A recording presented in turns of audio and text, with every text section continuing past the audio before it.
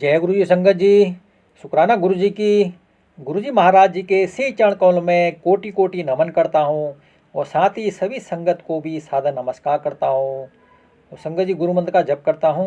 ओम नमः शिवाय, शिव जी सदा सहाय। ओम नमः शिवाय, गुरु जी सदा सहाय। जय गुरु जी की। शुक्राना गुरु जी की। तो संगत जी, आप लोग ना सत्संग को जो है पूरा नहीं सुनते हैं, आधा अधूरा छोड़ देते हैं, फिर बोलते हैं गुरु जी हमारे लिए जो है कुछ नहीं कर रहे हैं। तो संगत जी, क्या पता इस सत्संग में गुरु जी महाराज जी की ब्लेसिंग आपके लिए ही हो, है ना संगत जी। फिर आप लोग बोलते हैं गुरु जी महाराज हमारी अरदास नहीं सुनते। तो संगत जी, दिन में जो है 24 घंटे में से 1-2 घंटा गुरु जी महाराज के लिए निकाल तो लिया करो और जो है सत्संग को जो है आप पूरा सुना करें और गुरु जी महाराज जी को भाव से याद करें संगत जी। और हर समय मंत्र का जाप करें, जब भी आपको समय मिलता है गुरु मंत्र का जप करें और गुरु जी बोलें जय गुरु जी, गुरु जी, गुरु जी, गुरु जी करके याद करें गुरु जी महाराज को। तो संगत जी, एक बहुत ही पुराने संगत अंकल का ब्लेसिंग भरा सत्संग है, तो आप लोग सत्संग को आखिरी तक जरूर सुने संगत जी। एक बार ऐसे ही फिर हम लोग घर पे बैठे थे, तो हम लोग हमेशा वहां पर जाते और मंदिर में ऐसा रहता था कि सेवादार जो रहते थे वो किसी को भी सेवा के लिए बुला देते। वहां पर 100-150 लोग बैठे रहते, वो किसको सेवा के बुलाएंगे ऐसा कुछ नहीं रहता था, कोई नियम नहीं रहता, उनके दिलों में दिमाग में आएंगे किसी को भी उठा लेंगे। एक बार ऐसे हम लोग चाय पी रहे थे, तो पता नहीं मुझे ऐसा आभास हुआ कि गुरुजी का मुझे गुरुजी की प्रतिमा मुझे दिखाई दी। तो मैंने इसको भी बोला, को भी बोला और लड़की को बोला कि गुरु जी का प्रतिमा दिखाई दे रही है। बोले पापा आपको तो है ना वो गुरु जी का ये सवार हो गया। बोले तो आपको सब तरफ गुरु जी थे। मैंने नहीं, सही में गुरु जी दिख रहे। तो जैसे वो देखने मैंने नहीं, अभी तो गायब हो गए। मैंने कहा अभी तो दिखाई नहीं दे रहे गुरु जी। तो बोले नहीं, कोई गुरु जी वगैरह नहीं, हाथ तो दिखे।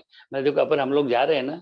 मैंने कहा फिर गुरु जी को मैंने बोला, गुरु जी अगर आपने सही में मुझे दर्शन दिए हैं तो आज मुझे सेवा मिलेगी, नहीं तो नहीं मिलेगी। फिर मैंने कहा मैं मान जाऊंगा कि मैं झूठा हूँ। मैंने ऐसे ही बोला। तो हम लोग शाम को मंदिर गए, वहां पे 150-200 लोग बैठे थे। तो फिर वहां पर बैठे थे हम लोग, सब जाके बैठ गए 5:45 बजे। फिर बाद में अब इतने लोगों के अंदर सेवादार ने इशारा करके मुझे बुलाया, अंकल आप इधर आइए। तो फिर मैं ही गया। तो गुरु जी वो जल प्रसाद का ग्लास उन्होंने मुझे दिया और मुझे बोला कि अंकल ये जल सेवा जो है आपको करनी है, आप गुरु जी के आगे जाके रख दीजिए। तो फिर उनका जैसा नियम था, सेवादार मैं आगे था जल प्रसाद लेके और 4 सेवादार मेरे पीछे थे और हाथ जोड़ के मैं आगे जाके गुरु जी के वो जल प्रसाद रख दिया। और फिर मैंने इनकी तरफ देखा, मैंने देखो गुरु जी ने मुझे सेवा दी कि नहीं। अच्छा, तो फिर मैं वापस आके वाके बैठ गया। तो बोले ठीक है। अच्छा, उसके 2 मिनट बाद में वो सेवादार ने बोले अंकल आप इधर आइए। तो फिर दोबारा मुझे बुलाया, मैंने बोली अंकल। फिर मुझे रसोई घर में लेके गए। अब मैं रसोई घर में उसको पहली बार गया तो वहां पर जो था, और वहां पर गुरु जी का इतना बड़ा स्वरूप था, ऐसा लग रहा था गुरु जी के अभी बोल पड़ेंगे। और फिर उनके सामने ही सेवादार ने बोला अंकल आज जितनी भी संगत आ रही है ना, इन सबके लिए आपको चाय बनानी है, हम बताएंगे आपको कैसा क्या करना है। तो वो अब हमको बताते गए कि भाई कितनी शक्कर लेना है, कितना चाय लेना है, वो उनके हिसाब से वो मुझे डायरेक्शन देते गए और मैं बनाता गया। और बस वही मंत्र जाप चलता रहा। और उस दिन जितनी भी संगत आई उन सबको चाय प्रसाद उस दिन मैंने दिया, उस वक्त इस तरीके से। तो इस तरीके से मुझे भी बड़ा अच्छा लगा, मैंने तो गुरु जी ने वाकई में मतलब मुझे दर्शन दिए ऐसा मुझे लगा ऐसा। अच्छा, और कभी कभी मतलब ये होता है ना कि गुरु जी अपनी छोटी छोटी बातें बहुत जल्द पूरी कर देते हैं। अभी एक वाक्य ऐसा ही कहता हूँ, लेकिन इसके लिए मुझे थोड़ा सा पीछे जाना पड़ेगा कि 1997 में जब मेरी सर्विस छूट चुकी थी, मुझी सर्विस चली गई थी। तो 98 का 1 जनवरी, first day of the first day, तो मैंने सोचा चलो साईं बाबा के दर्शन करके आए। मैं मानता तो उस वक्त गजानन महाराज को ही था, लेकिन गजानन महाराज तो शेगांव में, तो मैंने साईं बाबा के दर्शन करके आते हैं। उस वक्त मैं पहली गाड़ी पकड़ के वहां पर शिरडी पहुंच गया था। और सुबह में 4-4:30 बजे वहां लाइन में खड़ा रहा। आप सोचोगे नहीं, 4:30 बजे मैंने जब वो क्यू में था और साईं बाबा के दर्शन मुझे हुए 12:45 को। आप सोचिए मेरी हालत इतनी खराब हो गई थी, और दर्शन भी हुए, it was only for a fraction of second. मतलब इतनी भीड़ थी, लाखों की तादाद में वहां पर भीड़ थी। तो उस वक्त पता नहीं मेरे दिमाग से मैंने बाबा जी के सामने वहां बोला, मैंने बाबा जी आज के बाद मैं कभी शिरडी नहीं आऊंगा, अगर मुझे ऐसे दर्शन होने होंगे तो मैं कभी आऊंगा ही नहीं शिरडी। जब आपकी इच्छा होगी तब मैंने आपके दर्शन लेना होगा तो मैं दूसरी जगह रहूंगा। अभी संसार में आपके हजारों मंदिर है, मैं वहां चला जाऊंगा, लेकिन मैं शिरडी नहीं आऊंगा। ये मैं कसम खा के निकल गया वहां से उस दिन। और फिर उसके बाद में अभी 2017 या 18 का, मेरे को साल एग्जैक्ट याद नहीं मेरे कजिन ब्रदर्स के लड़की की शादी थी, तो वो शादी शिरडी में रखी हुई थी। अब इसी इसी वाक्यात के अंदर देखिए एक दो सत्संग है, वो मैं एक के बाद एक बताता हूँ। तो करीबन एक शादी जो थी वो 19 जुलाई को थी। तो फिर वो एक दिन पहले हमें पहुंचना था, हम लोग वहां पहुंच गए थे 19 जुलाई को शादी के अंदर। तो वहां पर जो मेरे भाई की लड़की की शादी थी, तो उसके कन्यादान के लिए मेरे दूसरे भाई के जो लड़की बैठी हुई थी, तो मैंने पूछा यार तुम लोग क्यों नहीं बैठ रहे, मैंने कन्यादान वो लोग क्यों कर रहे हैं। बोले एक्चुअली उसकी शादी, वो जानती थी उसका नाम प्रीति। मैंने कहा बोले एक्चुअली उसको संतान नहीं है। मैंने उसको शादी तो 10-11 साल हो गए, उसको संतान है ही नहीं। तो मैंने कहा तुमने कभी बताया नहीं मुझे। नहीं बोले कभी कुछ काम पड़ा नहीं उसका। तो ये मतलब ये दोनों भाई है, बड़े भाई और छोटे भाई। तो छोटे भाई की लड़की की शादी थी और ये बड़े भाई की जो लड़की थी, और दोनों दामाद दोनों वो बैठे थे पूजा में तो कर रहे। तो पता नहीं मेरे दिमाग में उस वक्त कुछ स्ट्राइक हो रहा था। मैंने बोला मैं एक काम करना, ये सब होने के बाद में इसको बोलना कि मुझे मिलना है। मेरे दिमाग में गुरुजी की बात चल रही थी उस वक्त। मैंने इनको मैं बाद में बताऊंगा। तो मेरा दिमाग में था कि मैं इसको किसी तरह से गुरुजी से जोड़ू, बस ये मुझे उसको कहना था। तो मैंने उसको बोला भी था, मैंने बेटा ये सब हो जाने के बाद में तू मुझे जरूर मिलना, बिना मिले जाना मत। बोले हाँ। प्रॉब्लम हो गई, शादी वगैरह होगी, वो बिना मिले चली गई। अच्छा उसके बाद फिर 30 अप्रैल को शादी है।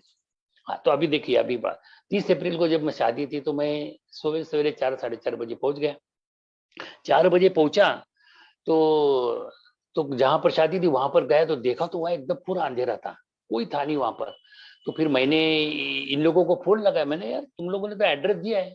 तो बोले नहीं बहू, बोले शादी तो 12 बजे है। अरे मैंने शादी 12 बजे तो तुम बताएगा कौन, मैं तो पूरा फंक्शन भी नहीं बता दी। मैं तो आ गया हूँ और मैं यहाँ भी कोई भी नहीं। मैंने तुम लोग कब पहुंच रहे, नहीं बोले हम लोग 11-11:30 तक पहुंचेंगे। और मैं सुबह पहुंच गया था 4-4:30 बजे। तो मैंने कहा अरे भाई एक्चुअली बोले जल्दबाजी में हम लोग भूल ही गए। मैंने ठीक है अभी पहुंचो, मैं तो पहुंच चुका हूँ। तो अभी मैं क्या करूँ, 4-4:30 का टाइम में रिक्शा वाले को बोला, मैंने भैया तू कहीं पर भी मेरे। बोले सर आपको कहाँ मैं पहुंचाऊं, आज तो बोले वैसे ही लाखों लोग शिरडी में आए हो। बोले मैंने यार वो मैं कुछ नहीं जानता, तू मेरी कहीं भी व्यवस्था कर थोड़ा क्या। तो फिर मैं वो तुम करने आधा एक घंटा मुझे घुमाया, और किसी पता नहीं थोड़ा शिरडी के थोड़ा आउटर में एक जगह कहीं से भी एक रूम दिला दी। वहां पर थोड़ा मैं फ्रेश वगैरह हो गया। अच्छा। तो फिर मैंने उसको ऐसे ही पूछा, मैंने अभी शिरडी आया, मैंने उसको पूछा, मैंने कि भैया बाबा जी के दर्शन हो सकते हैं शिरडी जी के। अरे बोले साहब आपके दर्शन में बोले अभी लाखों लोग आए, बोले आपको तो 7-8 घंटे लग जाएंगे बोले। और आजकल वो इन्फ्लुएंस भी चलता नहीं बोले, अगर आप 500 रुपये देंगे 1000 रुपये भी दोगे बोले तो आपको घंटा 2 घंटा तो मिनिमम लगेंगे। मैंने छोड़ दो यार जाने दो। तो फिर मैंने वहां से रिक्शा की और मैं चला गया सीधा वहाँ भैरव जी के दर्शन करने के लिए। ऐसे मार्तंड भैरव के दर्शन, जैसे खंडोबा, मतलब देखिए खंडोबा जी जो है मार्तंड भैरव के अवतार है। मार्तंड भैरव शिव जी के अवतार है। शिव जी मतलब अपने गुरु जी, गुरु जी स्वयं ही महाशिव है, ये तो हमें बाद में पता चला है। तो जहाँ भैरव जी है वहाँ शिव जी है, जहाँ शिव जी है वहाँ गुरु जी है। तो मुझे गुरु जी के दर्शन करने थे तो मैं वहां पर चला गया। वहां पर मैं गया, खंडोबा जी के दर्शन किए, मार्तंड भैरव के दर्शन किए, वहां मैंने मंत्र जाप किया गुरु जी का और प्रणाम किया। तो मैंने उस वक्त मेरे दिमाग में मिला, मेरे गुरु जी शिरडी आया हूँ। वैसे तो शिरडी आके मेरे को 15-20 साल हो गए, लेकिन मेरा मन था मैंने गुरु जी के भी दर्शन हो जाए, साईं बाबा के भी दर्शन हो जाते तो ठीक है। मैंने ठीक है आपके दर्शन हो गए मुझे, मैं खुश हूँ। तो वहाँ मेरा सब, मैं वहां से प्रणाम करके वहां अच्छी शांति मिलती थी। वहां से दर्शन करके मैं 7-7:30 बजे में फिर भी उसी जगह गया जहाँ पर इन लोगों का रुकने का इंतजाम। वहां देखा, मैंने देखते क्या तैयारी हो रही थी। देखा तो वहां पर बस थोड़ी सजावट वगैरह वो लोग कर रहे थे, अभी तक कोई आया नहीं था, 11-11:30 बजे। तो वहां मैं पहुंचा है तो एक कार आके रुकी। उन्होंने मुझे पूछा कि बोले ये लड़की वाले कब आने वाले हैं।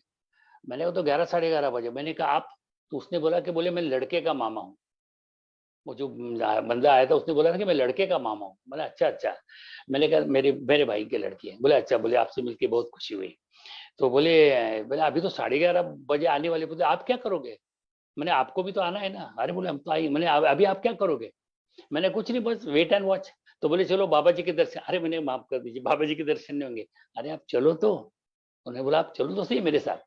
तो मैंने ठीक है उनके साथ मैं गाड़ी में बैठा और वो पता नहीं वो गाड़ी एक जगह उन्हें पार कर दी अब संगत जी आप बिलीव नहीं करोगे, विद इन 1 मिनट मैं समाधि के सामने था बिल्कुल। आप देखिए, मतलब इतने लाखों लोगों के अंदर गुरुजी ने मेरी इच्छा पूरी कर दी। मैं साईं बाबा के दर्शन के बिल्कुल समाधि के पास में था। मैं वहाँ 5 मिनट, मतलब 2 मिनट के अंदर मैं समाधि के बिल्कुल वहां पर पास में था। तो वो अंकल जी ने बोला कि आपको जितना दर्शन करना है आप कीजिए। मैंने कहा मेरा मेरा मन भर गया वहां पर बाबा जी। मैंने बोला साईं बाबा, बाबा जी आज के दिन आपको मुझे बुलाना था, मतलब उस दिन आपने, मैंने आप 1 मिनट में, मेरी इच्छा नहीं थी फिर भी मुझे आज दर्शन हो गए। मैंने तो अपने गुरुजी से बोला था, मैंने गुरुजी ने मेरी इच्छा पूरी की। उसके बाद में वो मुझे द्वारका में लेके गए। द्वारका माई भी, वहां पर भी भीड़ थी, लेकिन वहां तो इनकी वजह से मुझे कोई भीड़ ही नहीं थी द्वारका माई में। वहां पर उन्होंने मुझे उस व्यक्ति से मिलाया जो जिसकी पीढ़ी, मतलब बाईजा माँ जिसको साईं बाबा मम्मी का दर्जा देते थे, उनकी तीसरी पीढ़ी वहां पर थी। वो वहां पर सेवा कर रहे थे। उन्होंने एक नारियल हाथ में दिया, उन्होंने बोला कि आप ये इसे धुनी को छुआइए। धुनी को छुआया, उसके बाद में फिर वो पूजा पाठ करके उन्होंने वहां पर माथा टेक के हम लोग आए। फिर बाद में वो गुरु जी के पास में आए, वहां पर जहाँ पर गुरु का दरबार है। तो वहां पर धुनी जल रही थी गुरु जी के पास में। तो उन्होंने बोले कि ये गुरु का पेड़, वहां पर वो नीम का पेड़ है वहां पर। तो वहां पर वो जो विभूति बनाई जाती है, उन्होंने बताया कि ये पर यहाँ पर ये आपको लोभान वगैरह की पूड़ी दी जाती है। बोले यहाँ डालना है आपको, डालिए। और फिर ये बोले विभूति आती है और फिर ये सबको बांटी जाती है। मैंने ठीक है, पता नहीं वो अंदर गया जाके वो ढेर सारी विभूति लेके आया, इतना सारा प्रसाद लेके आया।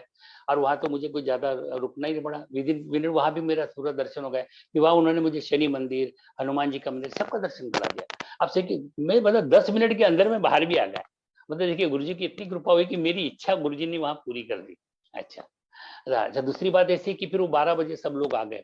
और उस वक्त मैंने उसी लड़की को बोला, फिर से बोला, मैंने बेटा पिछली शादी में जब मैं आया था तब मैंने तुम्हें बोला था कि मुझे बिना बोले नहीं। बोले काका मैं अभी तुमको मिल के ही जाऊंगी, मुझे नहीं मालूम आपको क्या बोलना है लेकिन मैं मिल के जाऊंगी। बोले ठीक है। अच्छा, फिर सब शादी हो गई, सब विदा हो गए। तो फिर वो बाद में फिर मैंने बोलिए काका क्या बोलना है। तो उनके हस्बैंड भी थे डेफिनेटली, मतलब हमारे कौर साहब भी थे।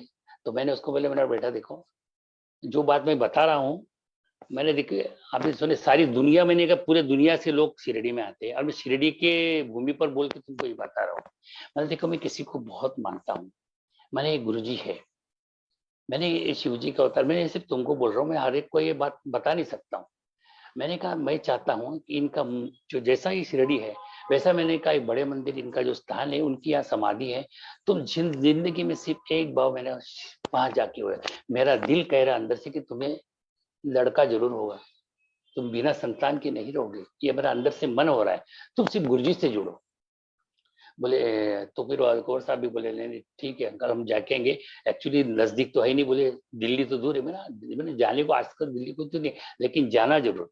ठीक है, तो फिर भी उसके बाद में फिर उसको मैंने बोला, मैंने बेटा ऐसा है, मैं सबको तो ये बात पता नहीं, सब लोग मैंने कहा बेवकूफ भी बोलेंगे, भैया शिरडी में तुम आए हो साईं बाबा के दर्शन करे, दुनिया से लोग आते, तुम बोले कि दिल्ली जाके दर्शन करो। मैंने देखो जो मुझे लग रहा है वो मैं तुमको बता रहा हूँ। मैंने कहा देखो अगर तुमको जाने में दिक्कत हो रही है तो तुम सिर्फ ये मंत्र जाप बोलो, ओम नमः शिवाय शिव जी सदा सहाय, ओम नमः शिवाय गुरु जी सदा सहाय। इतना मंत्र जाप तुम सुबह शाम बोला करो, और जब भी तेरा मन होगा तब तुम मैंने कहा उनके दर्शन को चले जाना, लेकिन दिल से बोलना, श्रद्धा से बोलना। मैंने कहा वो लेट्स ट्राई वाला हिस्सा मत बनना, क्योंकि लोग क्या करते हैं, चलो कोशिश करके देखते हैं, मतलब भगवान की परीक्षा लेने जाते हैं लोग। श्रद्धा रखो तो तुम्हारा सब काम होगा। तो बोले हाँ जरूर मैं ऐसे करूंगी। तो उसके बाद में जो ऐसा हुआ ना कि मैं जब भी उसको मैसेज करता था, कभी भी व्हाट्सअप करता था, 2 दिन में 3 दिन में, तो मैं हमेशा जय गुरु जी बोलता था और वो भी मुझे जय गुरु जी का ही रिप्लाई देते थे। ये वो बात हो गई मतलब 30 अप्रैल की। और संगत जी अगली 18 अप्रैल को उसका लड़का हुआ, जय गुरु जी। तो देखो मेरा मन, तो फिर उसके बाद में एक्चुअली उसका जाना हुआ नहीं। मैंने उसको बोला, मैंने बेटा तू मंत्र जाप ही किया कर, जब तेरा बच्चा थोड़ा सा बड़ा हो जाएगा तब तू वहां चली जाना, कोई बात नहीं है, तेरा काम तो होगा ही कि नहीं। ऐसा मैंने उनको यही बात बोला। अच्छा, दूसरी चीज ऐसी हुआ है कि जैसे मीना दीदी ने मेरे पीछे पड़ गई थी कि आप गुरुजी से जुड़ो, वैसे मैं अपने जीजा जी को भी हमेशा बोलता था। मेरी एक सिस्टर जो है वो उत्तराखंड में है, अल्मोड़ा में है। तो वो लोग बड़े साईं भक्त हैं, जबकि वो उत्तराखंड में है, और साईं भगवान को वो इतना मानते हैं कि और किसी को मानती नहीं है। मैं हमेशा उनको बोलता था कि मैं जिया जी आप एक बार गुरुजी के यहाँ हुआ होगा, क्योंकि उस लड़की की पीएचडी भी हो चुकी थी और 2-3 साल हो चुके थे पीएचडी होके। बीच में तो कोरोना के वैसे ही 1.5-2 साल वैसे ही चले गए, उसको सर्विस भी नहीं लगी थी, फिर उसकी वजह से बीच में तो वैसे भी जाने लायक थी नहीं। और उसका मैरिज का भी नहीं हो रहा था तब तक। तो मैं उसको हमेशा बोलता था कि मैं हमेशा उनको जय गुरु जी बोलता था। साईं बाबा की भी मैं उनको जय गुरु जी का मैसेज भेजता था, वो साईं बाबा का भेजते थे, मैं जय गुरु जी मैं हमेशा उनको बोलता था कि जय गुरु जी को होता है। तो कभी कभी मैं गुरु जी को बोलता था, मैंने गुरु जी मैं इन लोगों को बोल बोल के थक गया, मैंने आप ही कुछ कीजिए और उनको बुलाइए। मैं ऐसा बोलता था गुरु जी को। तो एक बार क्या हुआ कि वो जीजा जी का मुझे फोन आया, अरे प्रदीप तुम्हारे गुरु जी मेरे सपने में आए। तो मैं बड़ा हैरान हो गया। मैंने कहा जीजा जी यही वैसे गुरुजी मेरे अकेले, गुरुजी सबके नहीं, बोले वही वही बोला कि तुम्हारे गुरुजी मेरे सपने में कैसे आए, मैं तो उनको मानता नहीं। अच्छा मैंने हुआ क्या, बोले एक्चुअली सुबह 5 बजे का टाइम था और मेरे सपने में आए, उन्होंने मुझे बोला कि अभी तक तुम बड़े मंदिर गए नहीं। तो बोले मैंने बोला कि नहीं गुरुजी, फिर मैंने हाथ जोड़ के बोले नहीं गुरुजी बोला, और बस उन्होंने बोले वो अपनी कार में बैठे और चले गए। तो मैंने कहा जीजा जी इसका मतलब ये हुआ कि आपको बड़े मंदिर जाना है, जाके आना चाहिए था। उन्होंने अगर ये बोला है कि आप अभी तक बड़े मंदिर नहीं गए, तो मैंने तुमको जाना चाहिए। और फिर मैंने वो लड़की को भी बोला, दीदी को भी बोला, मैंने देखो तुम बड़े मंदिर जाओ, ये कुछ न कुछ इंडिकेशन है, बड़े मंदिर बुलाने का गुरु जी का इंटीमेशन है। तो मैं दीदी को भी बोलता था, तो मैंने गुड़िया ये मतलब वो मेरी बाजी को भी बोला, मैंने बेटा कुछ कुछ तो करो यार, तुम एक बार मैंने बड़े मंदिर हो जाओ। तो मैंने कहा देखो तुम्हारा रास्ते जरूर खुल जाएंगे, तुम एक बार बड़े मंदिर जाके आ जाओ। तो फिर दीदी अपना मतलब दीदी अपनी बोली कि अभी पैसे तो कुछ काम है नहीं, क्या करेगी बड़ी वहाँ, मतलब दिल्ली जाके कुछ काम निकलेगा तो जाएंगे बड़ी मंदिर भी हो आएंगे, देखते हैं बोली जैसी बाबा की इच्छा। मेरे ठीक है। एक बार फिर वो तो बिल्कुल 3-4 दिन के बाद में मेरे भांजे का मुझे फोन आया, बोले मामा मैं मुझे बोले दिल्ली में सेंट्रल गवर्नमेंट की नौकरी का कॉल आ गया है, बोले मैं बड़ी मंदिर जा रही हूँ। और मैंने कहाँ से आया, तो transnational health science and institute है वो, तो वहां पर उसको इंटरव्यू के लिए कॉल आ गया। तो बोले अभी मैं बड़े मंदिर जा रही हूँ। मैंने जय गुरु जी, देखो तुम गुरु जी ने बुला लिया। फिर अभी तभी जीजा जी और दोनों जो थे, जीजा जी को तो चाहिए था कि बोले मुझे तो बड़े मंदिर जाना ही दर्शन करने के लिए। तो फिर वो लोग दिल्ली चले गए। अभी वहां पर वो लोग उन्होंने बोले मामा मुझे लेकिन वो हॉस्टल में ही एडमिशन मिल जाए तो अच्छा है। मैंने कहा देखो गुरुजी सब करेंगे, तुमको गुरुजी की संगत भी मिल जाएगी, ये भी मैंने उसको बोला। तो अच्छा एक दिन ढूंढते ढूंढते उनको ऐसी संगत मिल गई कि जो गुरुजी को अच्छे मानते थे। वो भी उन्होंने मुझे बोला कि मामा आप मुझे कोई ना गुरुजी का स्वरूप दीजिए। मेरे को तो गुरुजी की संगत मिल गई बोले। और वो मुझे बोला कि हम आपका, क्योंकि वो ई पास से दर्शन, बोले ई पास भी दिलवा देंगे। मैंने देखो तुमको टाइम मिला भी तुम वहीं पर हो, पहले तुम अपना काम करा लो, उसके बाद में दर्शन भी कराएं। तो उसके बाद में फिर उस पीरियड में तो जा नहीं पाए। तो उसके बाद में 2 दिन बाद उनको और ऐसी संगत मिल गई जिनकी खुद की कार थी, वो संगत खुद ही उनको लेके चली गई ई पास के दर्शन के लिए। और ई पास से तो मैंने निकालवा दिए थे उनको, तो वैसे उनको दर्शन करके वो लोग आ गए। तो इस तरह देखिए गुरुजी ने उनको बुलाने का था तो कैसे ही बुलाया। अब शादी भी गुरुजी करवा देंगे जैसे भी वो गुरुजी की इच्छा है सब आगे। तो इस तरीके से मतलब गुरुजी कब किस ढंग से बुलाएंगे हम नहीं बता सकते, ये सब गुरुजी के ऊपर निर्भर करता है ऐसा। तो गुरुजी कभी किसी को निराश नहीं करते, बस हमें माना। गुरुजी हमेशा कहते थे कि लेट्स ट्राई वाले लोग बहुत होते हैं, मतलब जैसे हमें ईश्वर के ऊपर विश्वास रखना चाहिए, ये बहुत जरूरी होता है। छोटे छोटे संकेत। अभी उसके बाद में मैं बता रहा हूँ कि मुझे कभी दर्शन हुए नहीं थे, लेकिन अभी मुझे वो दिन याद रहेगा जिस दिन मुझे गुरु जी के दर्शन हुए। क्योंकि मुझे तो मैंने कहा, मैंने बुद्धिया जी को मैंने गुरु जी, अब मैंने कहा जीजा जी कम से कम गुरु जी के दर्शन आपको तो, मैंने आप तो मानती नहीं, फिर भी आपको गुरु जी के दर्शन है। मैंने गुरु जी के दर्शन मुझे आज तक नहीं हुए। मैंने कोई जैसे जब को गुरु जी के दर्शन देने गुरु जी करेंगे फिर। तो एक दिन क्या हुआ था, और वो दिन था दूसरे दिन भाई दूज थी, भाई दूज के बिल्कुल उसी रात को। तो जनरली अभी हम लोग सवेरे अमृत वेला सत्संग करते रहते, तो उस दिन 2-3 दिन नहीं कर पाए थे किसी कारण में। तो हमने सोचा था कि मैंने कहा अमृत वेला सत्संग में बैठेंगे सुबह 3 साढ़े। तो जब मैं बैठा था तो समझो 3 बज गए थे, तो 2:30-3 बज रहे थे। फिर मैंने कहा चलो थोड़ा आधा घंटे बाद फिर सो जाते, मैंने फिर सत्संग करेंगे ऐसा सोचा। तो मैं फिर सो गया। उसके बाद में मैंने देखा कि जहाँ जो रूम थी मेरी थी, मैं बेड पे ही बैठा हुआ था, और बेड पे ही बिल्कुल सफेद चोले में इतना प्रकाश फैला हुआ था, और गुरुजी बैठे हुए थे। और गुरुजी किसी को कुछ ना कुछ चीजें दिए जा रहे थे अपने हाथों से। और मुझे लोगों के सिर्फ हाथ दिख रहे थे, बाकी कोई दिख नहीं रहा था, क्योंकि गुरुजी का इतना प्रकाश था, उनके इतनी आभा थी, मुझे कुछ दिखाई नहीं दे रहा था, और लेकिन व्हाइट चोले में बैठे थे। और वो ऐसा करते करते फिर उनकी ध्यान गुरुजी का मुझे मेरी तरफ गया। मुझे बोले तुम्हें क्या चाहिए। तो मैंने हाथ जोड़ दिया, मैंने गुरुजी आपका आशीर्वाद चाहिए। बोले इत्थे आ। उन्होंने था, बोले इत्थे आ। तो फिर मैंने वहां गया और मैंने गुरुजी के आगे मत्था टेका, और फिर उतर देखा तो पता नहीं गुरुजी के गले में क्या माला थी, क्या माला में कुछ तो था, चमकदार माला थी, उन्होंने मेरे गले में डाल दी ऐसा। और फिर गाल दी, तो मैंने गुरुजी को प्रणाम किया और फिर मैंने आंख लगा ली। और थोड़ी देर बाद मैंने जब आंख खोली तो देखा तो कोई था नहीं। मैंने देखा कि आंटी तो बाजू में बैठी हुई थी और वो सत्संग कर रही थी। फिर मैं भी उठ गया और फिर मैं अपने वो मंत्र जाप शुरू किया। और मैंने कहा गुरुजी के दर्शन हुए अपने को। और फिर फिर बाद में 2 घंटे का मैंने वो सत्संग सुना। मतलब अमृतोल्लास सत्संग अटेंड किया और सवेरे उठने के बाद में फिर मैंने आंटी को सारा अपना कैसा बताया। इस तरह से मेरे को, लेकिन गुरुजी से मेरी कुछ बात नहीं हुई, पर उन्होंने इतना ही बोला कि तुम्हें क्या चाहिए। तो मैंने गुरुजी आपका आशीर्वाद चाहिए और क्या है। तो उन्होंने थे हाथों में जाके माथा टेक दिया और उन्हें गले में माला डाल दी, बस। बाकी और कुछ बात हुई नहीं उनसे मेरी, इतनी। तो बस इस तरीके से गुरुजी से मेरा ये हुआ। और एक बार मतलब ये भी मतलब संकेत ऐसा होता है कि एक बार जैसे मैं उज्जैन जा रहा था, तो उज्जैन में मतलब मुझे सैटरडे बोलते, शायद कुछ अमावस शनि अमावस वगैरह कुछ थी, लेकिन किसी कारणवश मैं उज्जैन जा रहा था। तो जिस डिब्बे में मैं बैठा हुआ था ना, उस डिब्बे में मैं एक सवेरे सवेरे जो, तो मैंने कहा ऐसे मन में आया, मैंने यार पता नहीं इस बोगी में अभी कोई चाय वाला भी नहीं आया, चाय मिल जाती तो अच्छी होगा, ऐसे ही मेरे दिमाग में आ रहा था। बाद में एक अंकल बाजू में थे, वो पता नहीं अब उनका थर्मास वगैरह थे, वो चाय वगैरह बना रहे थे। उन्होंने बोला अंकल ये लीजिए चाय पीजिए। मैंने कहा ना जय गुरु जी। मैंने कोई कोई बात नहीं अंकल, मैं धन्यवाद, ऐसा।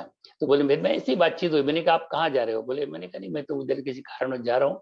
मैंने आप नहीं बोले, मतलब मैं महाकाल के दर्शन के लिए जा रहा हूँ। मैंने आप कहाँ रहते हो। तो बोले हम लोग ठाकुर यहाँ रहते हैं, ठाकुर विलेज रहते हैं।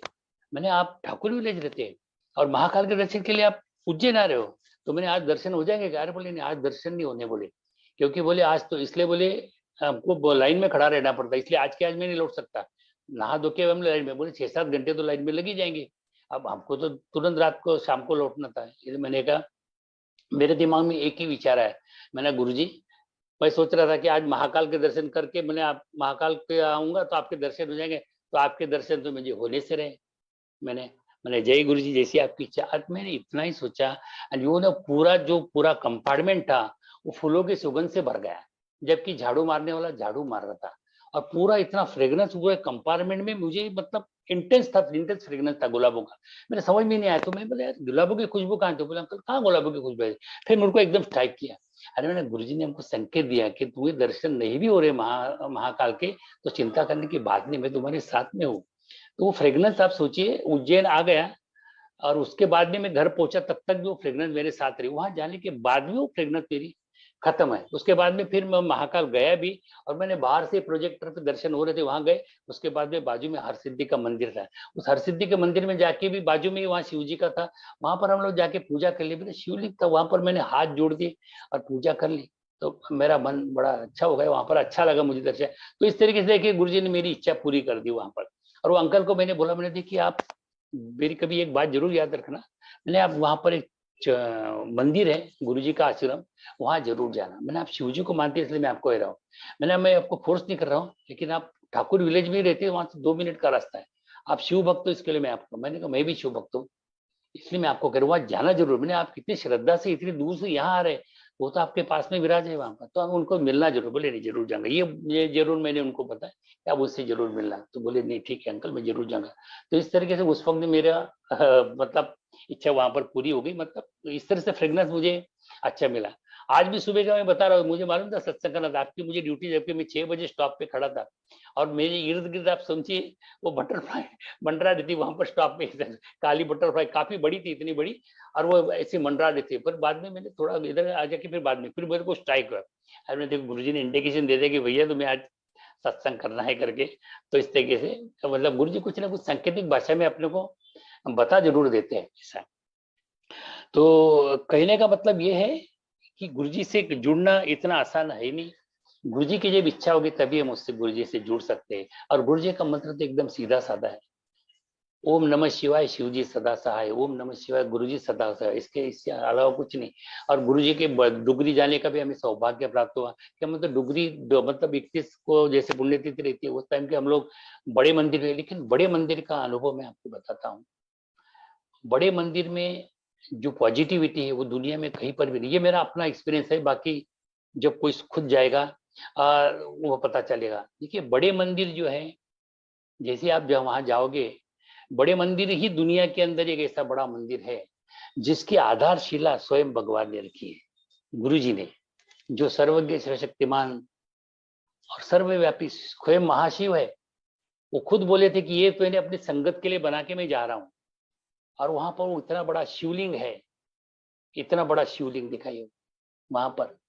मतलब शिवलिंग का मतलब वो होता है, शिव मतलब it is the combination of the dead body and the आत्मा एंड द शक्ति। वो परमात्मा का एक है, और बाकी जो जितने लोग हैं हम उसी के छोटे छोटे छोटे छोटे परमात्मा के आत्मा के एक आत्मा के रूप में सब इतर इतर मंडरा रहे, सभी को जाके विलीन उसी में हो गए। तो जब वो मृत शरीर को जब वो आत्मा जोड़ते हैं तब उसमें जान आती है। ये उसका एक सिंबॉलिक है शिवलिंग जो है। तो वहां से शिवलिंग जो है वो आसमान की तरफ दिखाई देता है, इतना बड़ा शिवलिंग।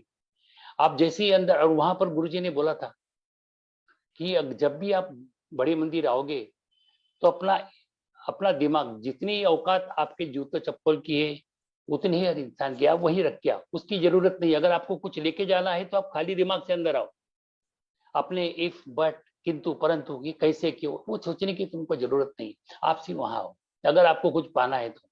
क्योंकि गुरुजी हमेशा जब गुरुजी स्वयं उस वक्त थे तो हमेशा बोलते थे इफ्स और बट्स वाले बहुत आते हैं यहाँ पर आजमाने के लिए। जो आजमाने आते हैं उनका कभी कोई काम होता नहीं है। अगर काम आप ईश्वर पे छोड़ोगे तो वही होगा जो तुम चाहोगे। अगर तुम अपने ऊपर लोगे तो ईश्वर वही चाहेगा जो उनको चाहे, उनके हिसाब से होगा फिर। इस बात के लिए भी हमको तैयार होना चाहिए।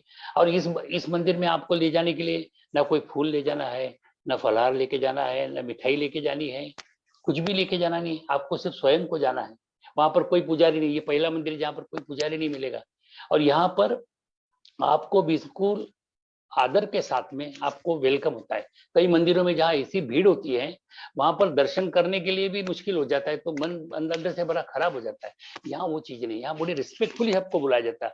हर यहाँ बड़ा छोटा कुछ भेदभाव नहीं है। जात धर्म का भी यहाँ भेदभाव नहीं है, कोई भी आ सकता है। ये मंदिर सभी धर्मों के लिए खुला है, गुरु जी ने सबके लिए, क्योंकि सभी इंसान है। भगवान ने तो इंसान बनाए, ये बाकी तो हम लोगों ने बनाए।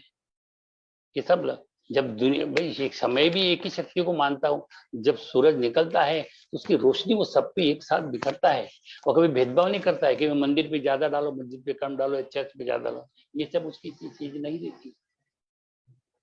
तो ये सब ईश्वर की मतलब ये है। तो बड़े मंदिर वो जगह अच्छी है। और उसी तरह से गुरु जी का जन्म स्थान जो है वो डुगरी है। तो डुगरी में भी हमको जाने का मतलब मौका मिला था, तो हम डुगरी भी चले गए थे। तो बड़ा अच्छा लगा था, वहां पर भी सेवा करी। वहां पर भी लाखों लोग आए थे, लाखों लोगों के दर्शन मतलब सेवा कि गुरु जी हमेशा देते थे। संगत ही उनका परिवार था।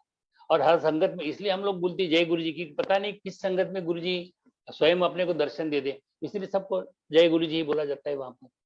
तो वहां पर भी हमको सेवा का बहुत मौका मिला। मतलब हर जगह जो वेलकम होता है वो मेरा दिल से किया जाता है इस तरीके से ऐसा। तो बस मैं यही जरूर चाहूंगा कि जिंदगी में एक बार हर कोई एक बार बड़े मंदिर जरूर हुआ है। क्योंकि गुरुजी ने हमेशा बोला था कि यहाँ पर मैं 12 ज्योतिर्लिंगों की ताकत भर के जाऊंगा इस ज्योतिर्लिंग के अंदर। तो अगर इसके पास से भी अगर कोई गुजर जाएगा तो उसके भी सारे काम हो जाएंगे, वो भी ब्लेस हो जाएगा, ऐसा गुरुजी का कहना था। इस तरीके से गुरुजी का जितना शुक्राना अदा किया जाए उतना कम है। अभी मैं यही पर अपना विराम देना चाहूंगा। और क्या कहूँ, मैं तो यही कहता हूँ कि मुझे तुमने दाता बहुत कुछ दिया है, तेरा शुक्रिया है, तेरा शुक्रिया है। न मिलती अगर दी हुई दात तेरी, न मिलती अगर दी हुई दात तेरी तो क्या थी जमाने में औकात मेरी। तुम्ही ने तो जीने के काबिल किया है, तेरा शुक्रिया है, तेरा शुक्रिया है।